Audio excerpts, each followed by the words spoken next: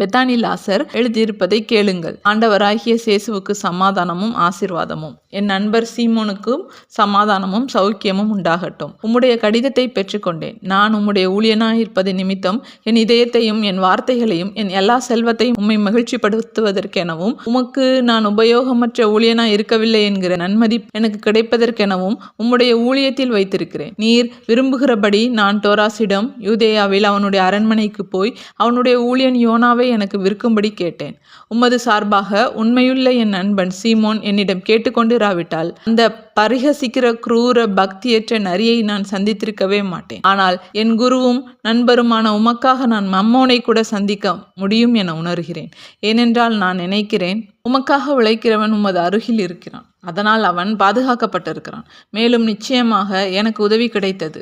ஏனென்றால் நான் எதிர்பார்த்ததற்கு எதிராக நான் வெற்றி பெற்றேன். எங்கள் வாதம் கடுமையாயிருந்தது. அவன் முதலில் மறுத்த வார்த்தைகள் சிறுமைப்படுத்துவனவாயிருந்தன. இந்த வலிமையுள்ள அடிமை கண்காணியின் முன்பாக நான் 3 தடவை பணிய வேண்டியிருந்தது. அதன் பின் அவன் சில நாள் என்னை கட்டாயமாக காக்க வைத்தான். கடைசியாக இதோ கடிதம். அந்த விரியன் பாம்புக்கு பொருத்தமானதுதான். உம்முடைய நோக்கம் நிறைவேறும்படி விட்டுக்கொடும் என்று உம்மிடம் நாம் சொல்ல துணியவில்லை. ஏனென்றால் உம்மை கொண்டிருக்க அவன் தகுதியற்றவன். ஆனால் வேறு எந்த வழியும் இல்லை. உம்முடைய சார்பாக ஒப்புக்கொண்டு அதில் நான் கையெழுத்திட்டேன். நான் செய்தது தவறானால் என்னை கண்டியும். ஆனால் என்னால் எந்த அளவுக்கு முடிந்ததோ அந்த அளவுக்கு உமக்கு ஊழியம் செய்ய முயன்றேன். வேறு விசேஷமில்லை. உம்முடைய பரிசுத்த பாதங்களை முத்தமிடுகிறேன். நீர் வாக்களித்தபடியே அத்திருப்பாதங்கள் உமது ஊழியனும் நண்பனுமான லாசரிடத்திற்கு உம்மை கொண்டு வர வேண்டுமென்று கேட்டுக்கொள்கிறேன். சீமோன் நலமோடு இருப்பாராக. குருவும் சிநேகிதருமாகிய உமக்கு சமாதான முத்தம். உமது ஆசிரை கேட்டு இறைஞ்சுகிறேன். லாசர். இப்பொழுது அந்த அடுத்த கடிதம். லாசருக்கு நலம். நான் தீர்மானம் செய்துவிட்டேன்.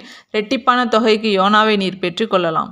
ஆனால் இதோ என் நிபந்தனைகள். அவற்றை எக்காரணம் கொண்டும் நான் மாற்ற மாட்டேன். யோனா இந்த ஆண்டின் அறுவடையை முடித்துவிட வேண்டும். அதாவது அவன் திஷ்ரி மாத நிலவில் அதன் முடிவில் ஒப்படைக்கப்படுவான். நாசரேத் ஊர் சேசு நேரில் வந்து அவனை கொண்டு செல்ல வேண்டும். அவரை நான் சந்திக்கும்படி அவரை என் வீட்டிற்கு வர கேட்டுக்கொள்வேன். ஒப்பந்தம் கையெழுத்தான உடனே பணம் கட்டப்பட வேண்டும். வந்தனம். டோராஸ். என்ன உபத்திரவம் இவன் என்கிறார் ராயப்பர். மேலும் தொடர்ந்து, பணம் கட்டுவது யார்? அவன் எவ்வளவு கேட்பானோ?